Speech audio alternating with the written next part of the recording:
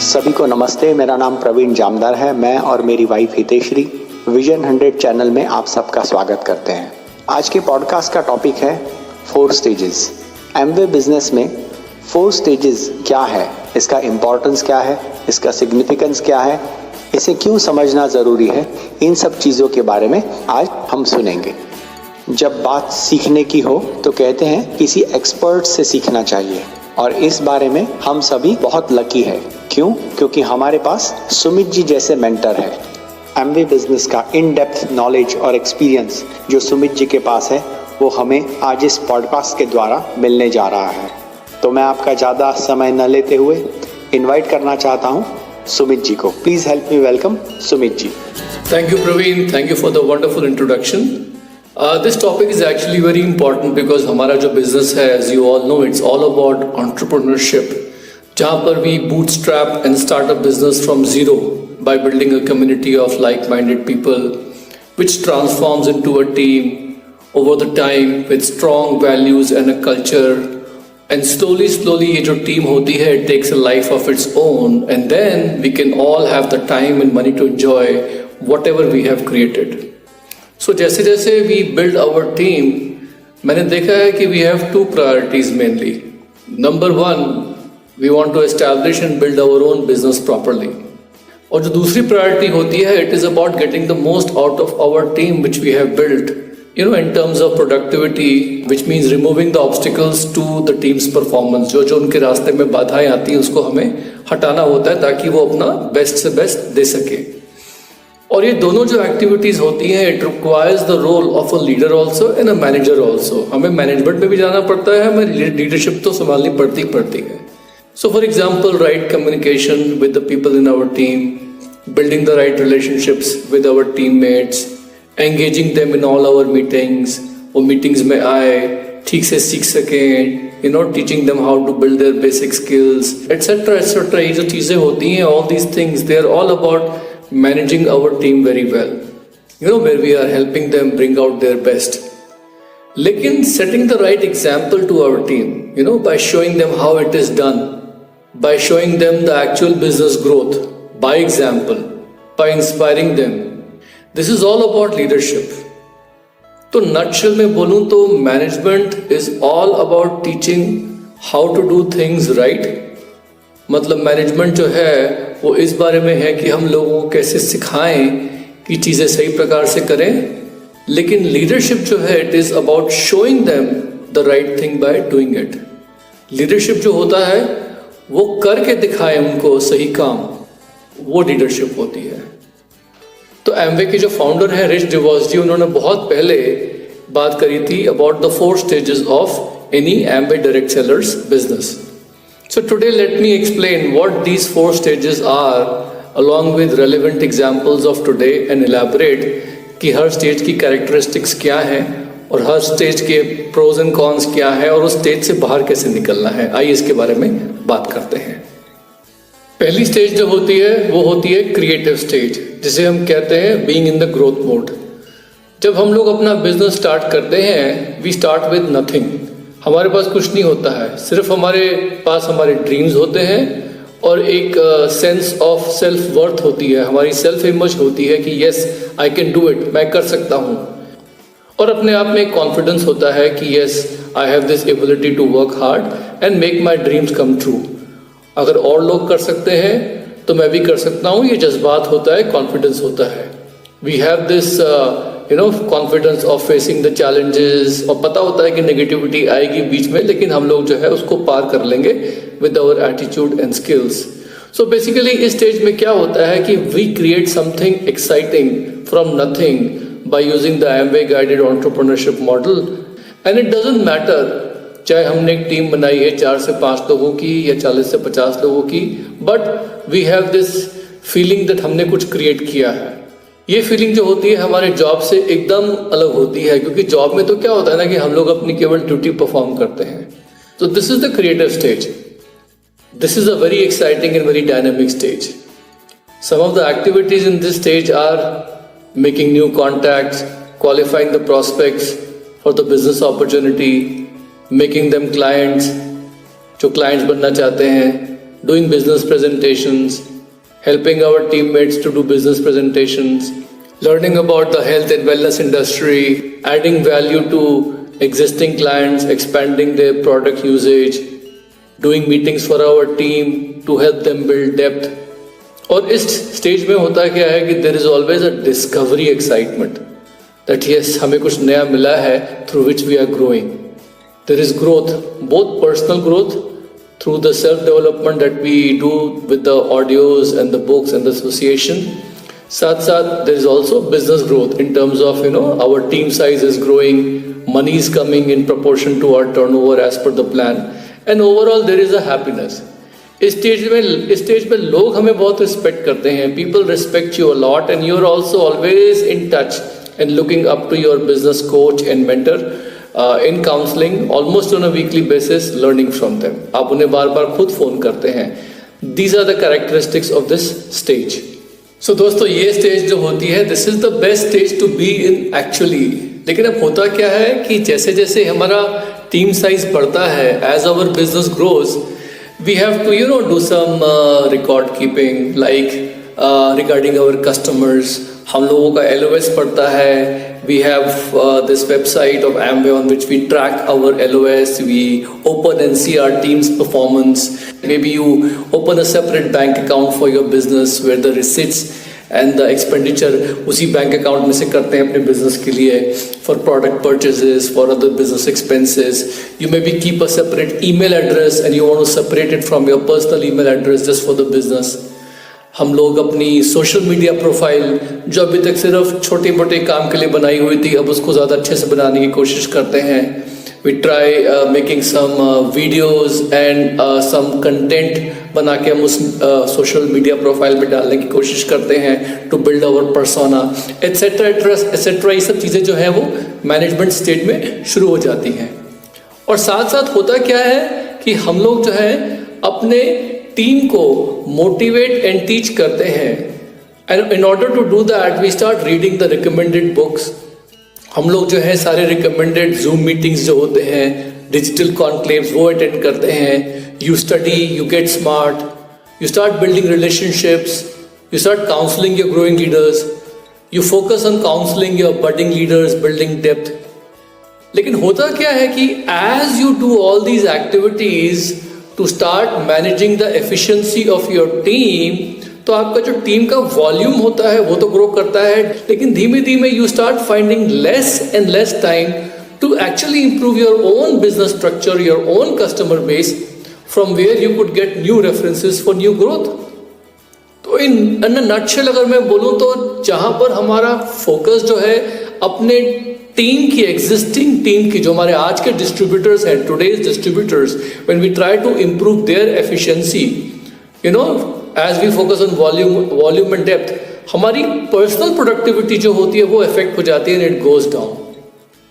Sometimes we see that we have these weekly growth meetings and we have these weekly business presentation meetings, और उसमें हमारी team के लोग जो है everybody is bringing new people to those weekly meetings, but we are not, because हम लोग जो होते हैं we are so much involved in managing our team's activities.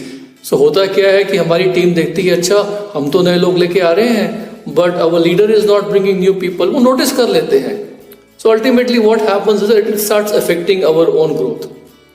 यहाँ पर इनफैक्ट अपने टॉक में रिच डिवॉस जी जो है, the owner of the founder of Amway Corporation, who is one of the top most billionaires in the world today because of that, वो अपनी talk में example देते हैं इस चीज़ का कि जब वो और उनके पार्टनर जे वैन एंडल वो ग्रोथ मोड में जब थे, उसके बाद जब वो मैनेजमेंट मोड में आए, तो मैनेजमेंट मोड में आने के बाद they were spending a lot of time in managing their employees, in doing useless things, like company को ग्रो करने के बजाय वो अपनी कंपनी का ऑफिस का फर्नीचर चूज कर रहे हैं, वो अपने ऑफिस के बाहर जो पार्किंग प्लेस है उसमें किसकी गाड़ी कहाँ पार्क होनी चाहिए उसके बारे में सोच रहे हैं. They are thinking about the right parking places for the right people.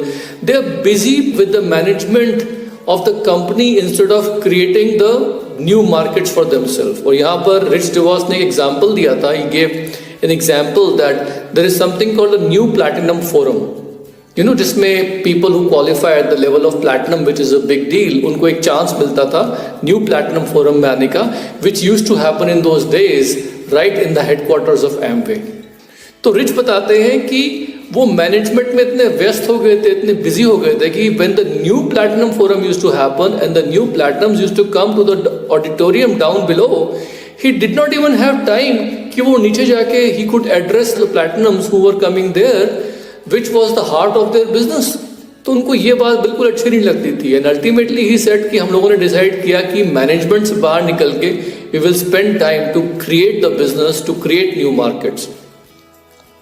सो दोस्तों, the characteristics of being in the management mode too much, देखिए किसी भी चीज की, अच्छी चीज की अति हो जाती है। Any good thing when is done in too much it becomes toxic. तो उसका यहाँ पर भी यही होता है कि अगर जो निशानी है कि आप बहुत ज़्यादा मैनेजमेंट बोर्ड में पढ़े, उसकी निशानी क्या है, what are the characteristics, you only want to work with the existing distributors, and आप लोग जो है उनको इस वक्त इतना सिखाने की कोशिश कर रहे हैं, you are trying to teach them so much that you are actually leading by teachings instead of leading by example. सही काम क्या करना है वो उसका एग्जाम्पल सेट करने के बजाय आप केवल सिखा रहे हैं कैसे उनको काम करना चाहिए टीम के लोगों को। आपकी 2 legs हैं, you have 2 legs and you are trying to build depth in only 2 legs and telling everybody else to have a proper structure, लेकिन आपका खुद का प्रॉपर स्ट्रक्चर नहीं है। ये भी एग्जाम्पल है। This is also characteristic that you are too much in the management board. We become a storehouse of knowledge of Amway. We become Amway experts. But उस expertise को हम लोग action में खुद convert नहीं कर पा रहे. We are not able to convert that into action by ourselves, So there is too much focus on teaching the right things, but not on doing the right things. और फिर मैंने देखा क्या है कि जो लोग मैनेजमेंट में बहुत ज़्यादा घुस जाते हैं ना, they actually become overbearing for the team. तो टीम के लोग भी कहीं ना कहीं उनसे डिस्टेंस मेंटेन करने लगते हैं, because when they are trying too much to help people and too much in the few legs and teams, too much relationship building, then people start seeing कि इनको सिखाने में मजा आ रहा है, they only love teaching but they are not actually doing those things. तो दोस्तों, when people are in this management mode, they are still listening to audios, they are attending all the meetings, they are also in counselling with their upline.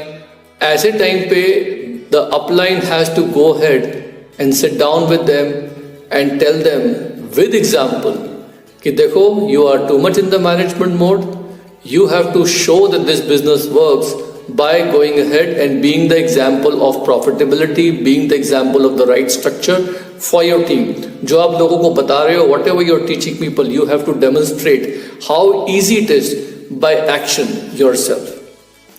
और दोस्तों, मैंने क्या देखा है कि अगर आप खुद मैनेजमेंट बोर्ड में फंसे हुए हैं तो you will not be able to counsel your downline who is also stuck in the management mode and ask them to get out of it. क्योंकि अगर हम अपने टीम के किसी भी लीडर को ये बोलते हैं कि आप मैनेजमेंट मोड में हो, तो वो हमारी तरफ देखता है और वो देखना चाहता है कि आप कैसे लीड कर रहे हैं, आप क्या करके दिखा रहे हो उसको। So many times what I have seen is this, that person who is themselves in the management mode, they cannot go and counsel with their downline leader and tell them to get out of the management board and be in the creative mode.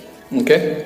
Now when somebody is in the management mode too long और उनकी जो personal growth होती है, their creative edge suffers, then the next stage that Rich DeVos talks about is the defensive stage. Defensive stage क्या होती है? जहां पर हम लोग अपनी नॉन ग्रोथ, जो हमारी ग्रोथ नहीं हो रही होती है, we start defending our non growth. हम दलीलें देते हैं ये अपने आप को सही दिखाने के लिए कि हमारी ग्रोथ क्यों नहीं हो रही है। और यहाँ पर क्या होता है कि we always come up with very good examples of why we are not growing, because जब मैनेजमेंट मोड में बहुत ज़्यादा रहेंगे तो कहीं ना कहीं पर you will lose personal momentum. Definitely आपका पर्सनल मोमेंटम लूज होगा तो आपका ग्रुप मोमेंटम भी जगह जगह इफेक्ट हो जाता है टीम में, may be not everywhere but in some places. तो अब क्या होता है कि आप डिफेंसिव मोड में आ जाते हैं और कभी भी अगर आपके अपलाइन से बात होती है तो आप उनको क्या बताते हैं, oh I could really grow very fast in Amway, अगर ये ठीक हो जाता तो। And you start giving justifications If this corona hadn't come, I would have done so much. अगर ये कोरोना नहीं आ गया होता और डिजिटल में कन्वर्ट नहीं हो गया होता तो मैं बहुत कुछ कर सकता था. एमवे का new entry model, website is down, all these kind of things start coming up. Personal situations, मेरी जॉब में मैं बहुत बिजी हूँ. I am too much busy in my job. I had some personal health challenges.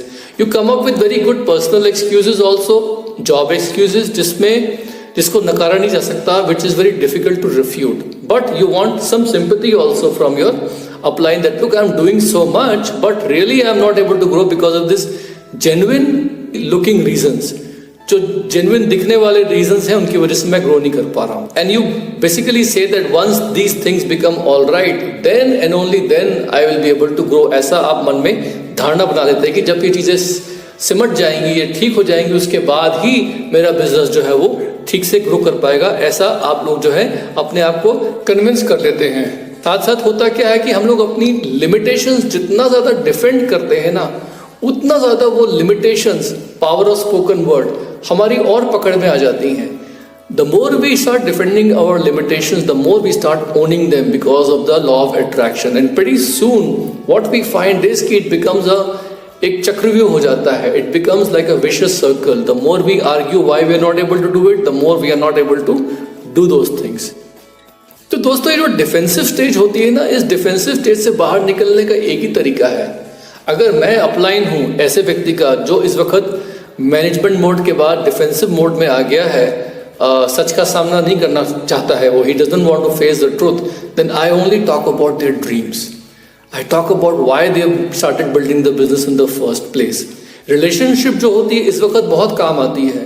अगर आपकी relationship ठीक से नहीं बनी है, if your relationship has not been made and built properly with the people who are in the defensive mode, then you will have a difficult time to get them out of the defensive mode. Relationship, I have found out, is the conduit. It's like a Wi-Fi between you and your team. अगर आप और वो एक wifi से connected नहीं हो और वो कनेक्शन कभी टूटता है, कभी बनता है, कभी टूटता है, कभी बनता है, इट्स ऑफ एंड ऑन, तो होगा क्या कि you will not be able to influence and inspire and help them to get out of this defensive mode. तो सपोज करिए your relationship is right with somebody in the team who's in the defensive phase, then what happens is you talk to them about their dreams. Talk to them, remind them why they joined the business in the first place.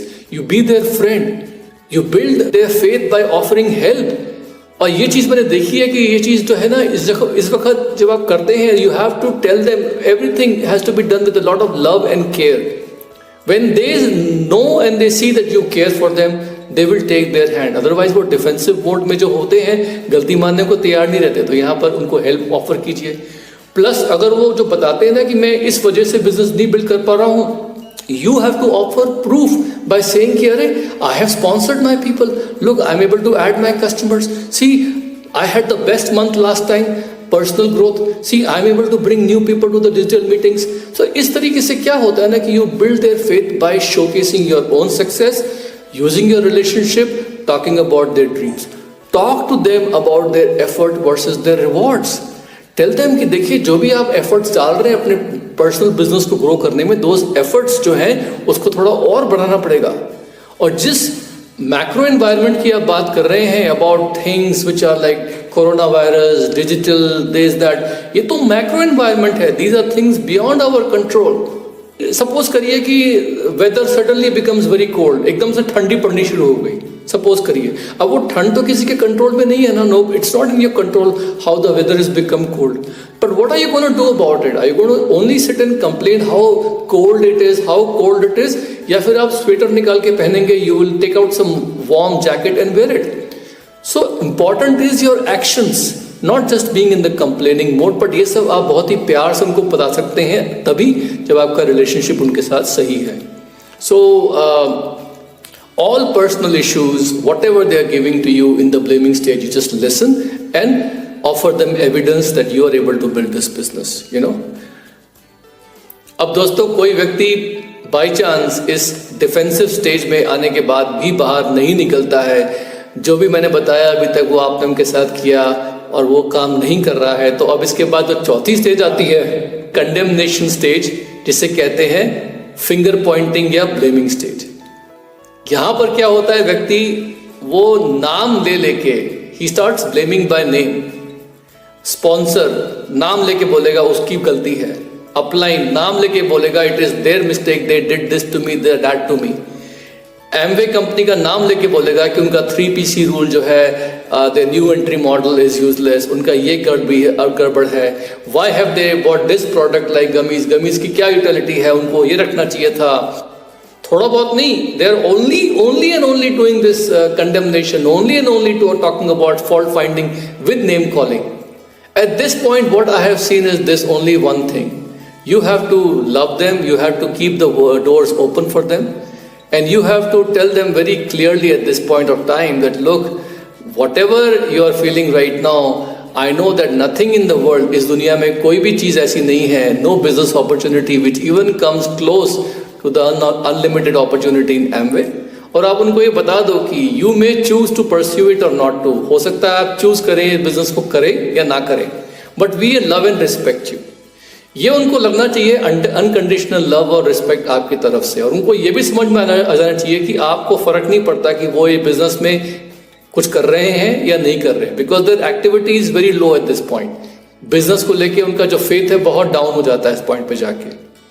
But then you just tell them, okay, you do whatever you gotta do. मैं समझ सकता हूँ आप ये जो करना चाहते हैं, but at the same time, I will still keep on building the business. और आपका काम क्या होता है कि ऐसे टाइम पे आप उनकी डेप्थ बिल्ड करें। You start building a depth downline from them, you know, and tell them that look, जब भी आप तैयार हैं इस बिजनेस को बिल्ड करने के लिए, if you do want to build this business, you do want to pursue it, then just remember, don't be too good to do the fundamentals that this business require. अपने आप को इतना special मत समझ दीजिएगा कि आप इस बिजनेस की बेसिक्स जो है वो नहीं कर पाए। And at this point of time, what you have to do is you start building depth, you start creating some leadership downline from them, because मैंने क्या देखा है कि जो लोग इस स्टेज पे आते हैं, कंडेमनेशन स्टेज पे, उनको अपनी गलती का एहसास होता है। They do remember their mistakes some point of time and then they do come back. But when they see their team is growing and they see that people are not really talking about them, then they will come back and then they will again go ahead and start building this business if that is what their choice is. Okay? ऐसे time पे मैंने एक चीज़ और भी देखी है कि people who are in the condemnation stage, by law of attraction, they also find some other people who are in this stage and they all build a small, maybe a WhatsApp group, or they start communicating with each other.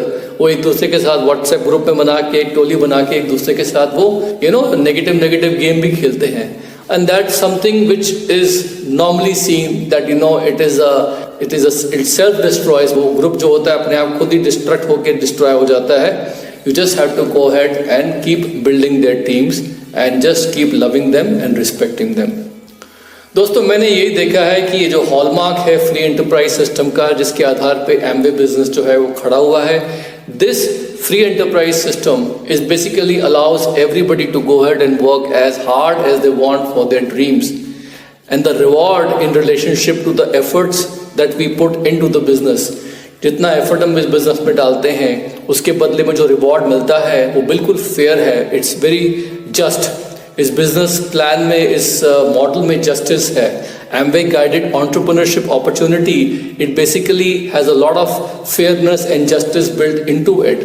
But जो basic tenets हैं इस business के, जो basic सिद्धांत है, जो आधारशिला है इस बिजनेस की, वो यही है कि हम लोगों को इस बिजनेस में वैल्यू क्रिएट करनी है, टीम क्रिएट करना है, टीम का कल्चर क्रिएट करना है, but ultimately we have to put value in people's life. जितनी वैल्यू हम लोगों के लाइफ में डालेंगे उतने ज़्यादा लोग ग्रो करेंगे, और जैसे जैसे वो ग्रो करेंगे हमारी तरफ अट्रैक्ट होंगे, because they see that we are loving, respecting them, and we are only thinking about their success, their interest. हम लोग सेल्फिशली अपने इंटरेस्ट पे काम नहीं कर रहे, and that will basically always endear them towards us. वो इन्हीं चीज़ों के वजह से हमारे पास आएंगे, हमारे पास आने की कोशिश करेंगे, एंड धीमे धीमे धीमे धीमे एसोसिएशन, संगत की रंगत, our association makes them positive, and that's how everything happens. And this is what I thought I'll talk to you about today, that these are the 4 stages of business.